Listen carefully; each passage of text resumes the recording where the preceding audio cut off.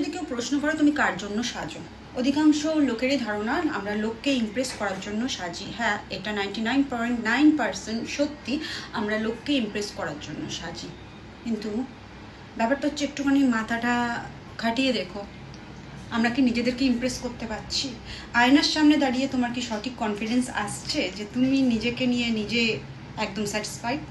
যদি আসে তাহলে তুমি সেই ব্যক্তি যে সমস্ত দুঃখ কষ্টকে ওভারকাম করতে পেরেছো, আর নিজের প্রতি সেই কনফিডেন্স তুমি বিল্ড করতে পেরেছো যে তুমি সমস্ত কিছু পার করতে।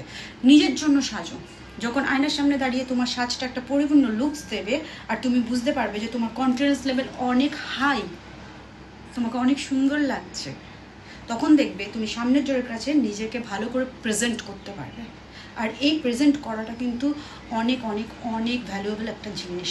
কারণ বলে first impression is the last impression. তো নিজেকে আগে সুন্দর করো, নিজের জন্য সাজো। যখন নিজে তোমাকে সার্টিফিকেট তুমি দেবে যে ইয়েস তুমি পারছো করতে, তুমি অনেক সুন্দর, তাহলে কিন্তু অন্যের কাছেও তুমি ভালো হয়ে যাবে।